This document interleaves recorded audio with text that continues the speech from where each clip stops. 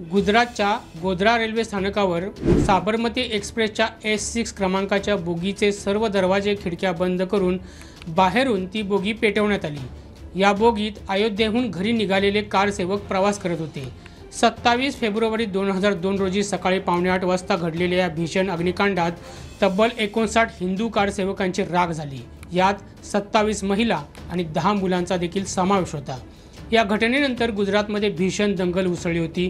याच घटनेवर आधारित द साबरमती रिपोर्ट हा चित्रपट प्रदर्शित करण्यात आला आहे। हा चित्रपट गोव्यात करमुक्त करण्याची घोषणा मुख्यमंत्री डॉक्टर प्रमोद सावंत यांनी केली आहे।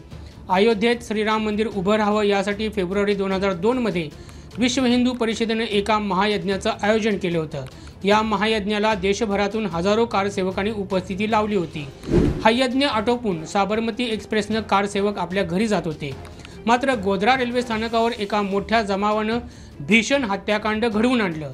त्यानंतर उसळलेल्या जातीय दंगलीत गुजरातमध्ये मोठं हत्याकांड झालं। त्यामध्ये 254 हिंदूंची तर 790 मुसलमानांची हत्या झाली होती। 223 लोक बेपत्ता झाले होते। हजारो लोक बेघर झाले होते। तेव्हा पंतप्रधान नरेंद्र मोदी हे गुजरातचे मुख्यमंत्री होते। या घटनेनंतर जातीय दंगलीची बरीच चर्चा देशभरात गाजली। पण साबरमतीला लागलेल्या आगीत मृत्युमुखी पडलेल्या महिला आणि बालकांविषयी कोणीही चर्चा केली नाही। याच गोष्टीकडे चित्रपटातून लक्ष वेधण्यात आलंय।